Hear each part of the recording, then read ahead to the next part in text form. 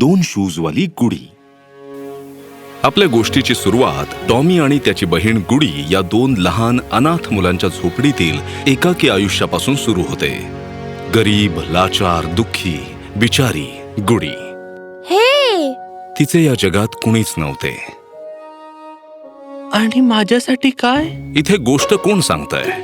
मला वाटतं आपणच गोष्ट सांगितली पाहिजे. मला चालेल. पण मला गोष्ट सांगायची होती. ठीक आहे, पण तुम्हाला ती व्यवस्थित सांगावी लागेल. खरं काय ते सांगा. ठीक आहे, ठीक आहे. गरीब, एकटी, बिचारी, उदास गुडी. हे बिचारी गुडी. हा, हे चालेल.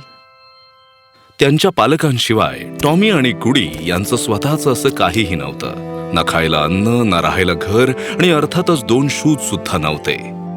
टॉमी, आपण माझ्यासाठी दुसरे शूज कधी घेणार आहोत? आपल्याकडे पुरेसे पैसे येताच गोटी. आता बडबड बंद कर आणि काम शोधण्यासाठी माझ्यासोबत शहरात चल.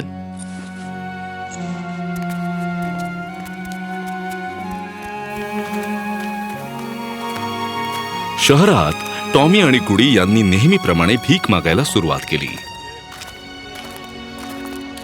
टॉमीने आजूबाजूला कामासाठी विचारलं आणि गुडीने आजूबाजूला अन्न आणि कपडे मागितले. गुडीला माहित नव्हतं की आजचा दिवस तिच्यासाठी लकी होता. खरंच? हो, ते बघ. Good morning sir. काही खायला किंवा कपडे शिल्लक आहेत का? मी आणि माझा भाऊ अनाथ आहोत आणि आमचे या जगात दुसरे कोणीही नाही. आम्हाला मदत कराल का?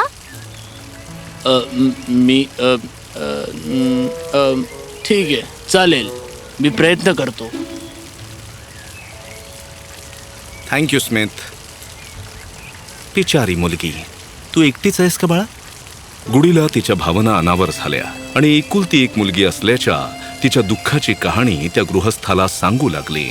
आणि खरं बोलायचंय, बरोबर, सॉरी. गुडीने टॉमीला बोलावलं आणि टॉमीनं स्वतःची ओळख त्या माणसाला करून दिली. तुझ्यात बरीच ताकद आहे. तू एक उत्तम नाविक बनशील. माझं नाव ग्रेगरी आहे आणि आम्ही नवीन जमिनींच्या शोधात जग फिरत असताना तू माझ्या जहाजावर माझ्यासोबत येशील. आणि गुडी, तू माझ्या घरी राहशील आणि घराची काळजी कशी घ्यायची ते शिकशील. आणि म्हणून आज गुडीचा लकी दिवस होता. लवकरच ती आणि तिचा भाऊ आनंदी जीवन जगू लागले. आणि माझ्या मित्रांनो, इथेच आपली गोष्ट संपते. मी फक्त थोडी मस्करी करत होतो. टॉमी समुद्राच्या दिशेने गेला तर गुडी ग्रेगरीच्या घरी गेली आणि लवकरच घरातील मुख्य आकर्षण बनली. टॉमी सोबत प्रवासाला निघण्यापूर्वी ग्रेगरीने गुडीसाठी एक भेट आणली होती. मी समुद्रात असताना माझी आठवण यावी यासाठी काहीतरी आणलंय. 2 शूज? Thank you, thank you, thank you. बघा सगळ्यांनी, बघा, माझे 2 शूज. माझ्याकडे 2 शूज आहेत. मी जगातील सर्वात भाग्यवान मुलगी नाही का? माझ्याकडे 2 शूज. आणि अशा प्रकारे 2 शूजवाली गुडी असं तिचं नाव पडलं. आणि इथूनच माझ्या मित्रांनो, पुरे झाले. इथून पुढे मी सांगते. गुडी खूप हुशार आणि अतिशय चपळ होती. त्यामुळे घरकाम करणाऱ्यांनी सांगितलेल्या सर्व गोष्टी शिकण्यात तिला फारसा वेळ लागला नाही. तिची कामं इतक्या लवकर पूर्ण करायची की तिला सहसा दुपारपर्यंत कंटाळा यायचा. घरकाम करणाऱ्यांनी तिला काहीतरी नवीन काम द्यायचं ठरवलं. गुडी, हे एक पुस्तक आहे जे आम्ही खास तुझ्यासाठी आणलं आहे. तुला वाचता येतं का? नाही, मला येत नाही. मग हे एक मजेदार चॅलेंज नाही का? तिने हे कसं केलं हे कोणालाही माहित नाही, अगदी मलाही नाही. आणि मीच ते केलं होतं. पण गुडी वाचायला शिकली. तिने स्वतःला शिकवले. ती खरंच कमाल आहे. वाव. ती इतकी चांगली वाचक होती की तिने आजूबाजूच्या मुलांना वाचन शिकवायला सुरुवात केली. ती त्यांना खूप आवडायला लागली. तिने शहरात लोकांच्या घरोघरी जाऊन तिचे ज्ञान आणि तिचा आनंद पसरवला. पण आमच्या गोष्टीतला सर्वात भयानक भाग तर आता पुढे येणार आहे. अरे, हा माझा आवडता भाग आहे. मी सांगू का? प्लीज प्लीज मला सांगू दे ना. ठीक आहे, पण फक्त तो भयानक आहे म्हणून. एके दिवशी गुढी शिकवणी घेण्यासाठी शहराच्या पलीकडे जात असताना अचानक ढगांचा गडगडाट झाला.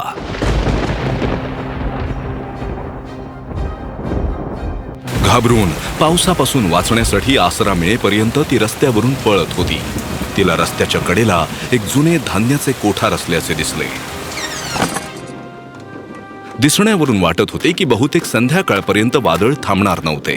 गुढीला गवताच्या ढिगाऱ्यात आराम करण्यासाठी एक उबदार जागा सापडली. शेवटी तिने तिच्या आयुष्यात यापेक्षा नक्कीच वाईट जागांवर दिवस काढले होते. हे अगदी बरोबर बोललात.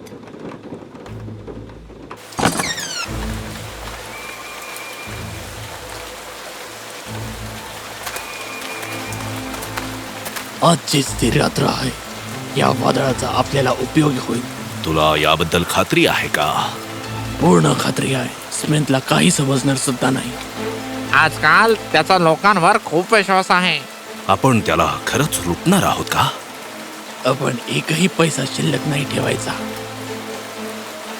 घाबरलेली पण हिम्मतवान गुढी तिच्या मित्राला स्मिथला येणाऱ्या संकटाबद्दल सावध करण्यासाठी त्या कोठारातून वादळाचा विचार न करता धावत सुटली. मला हा भाग खरंच आवडतो. ती त्याचं घर वाचवते. तुम्ही पुढे ऐका.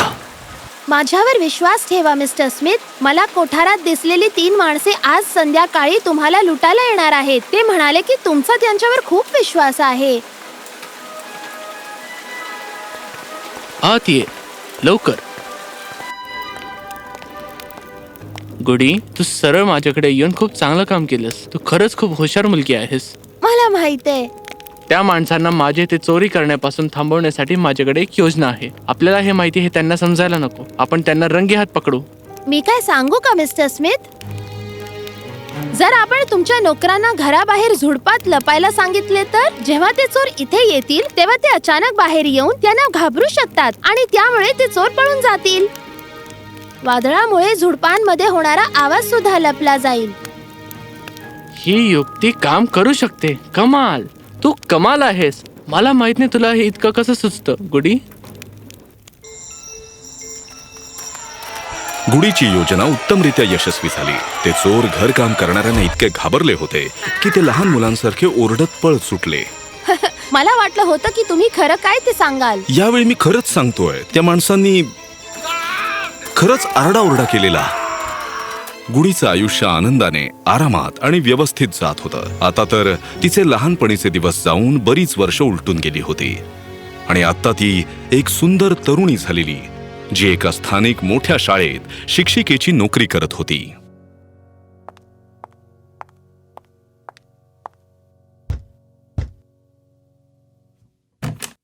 तुम्हाला खरोखर वाटतं की मी एक चांगली शिक्षक बनेन? शंकाच नाही. तू लहान असताना आजूबाजूच्या मुलांना ज्या पद्धतीने शिकवायचीस त्यानेच याची खात्री झाली होती. आणि माझा भाऊ कसा आहे? टॉमी कसा आहे? समुद्र त्याच्यासाठी योग्य आहे. दुर्दैवाने गुढीसाठी जीवनातील प्रत्येक गोष्ट नेहमीच मधासारखी गोड असू शकत नाही.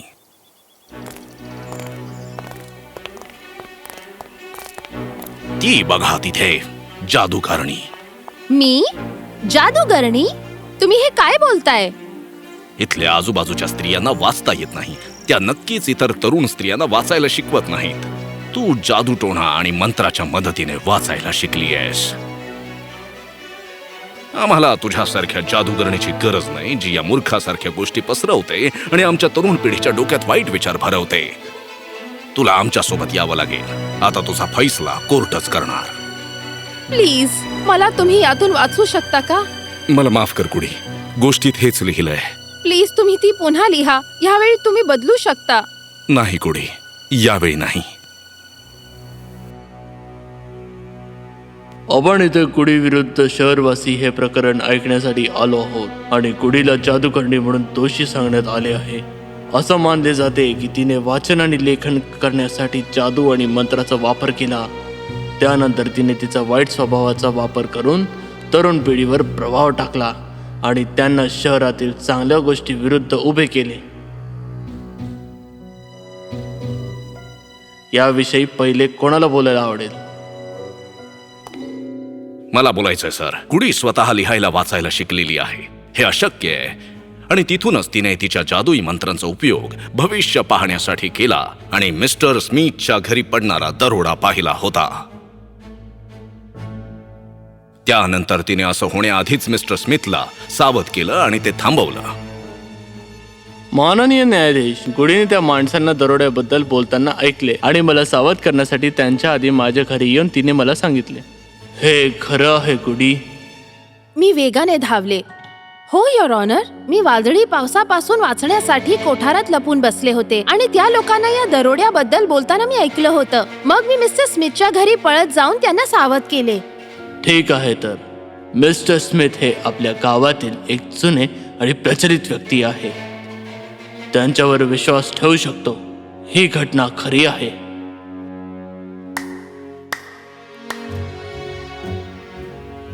पण आता तू वाचायला कशी शिकलीस यावर चर्चा केली पाहिजे. आपल्याला हे सिद्ध करावं लागेल की तो जादूटोणा नव्हता. नाहीतर गुडी, तुला आता असं बोलू नका. युअर ऑनर, माझ्यासोबत एक व्यक्ती आहे जी आरोपीच्या म्हणजेच मिस 2 शूज वालीच्या वतीने बोलू इच्छिते. टॉमी,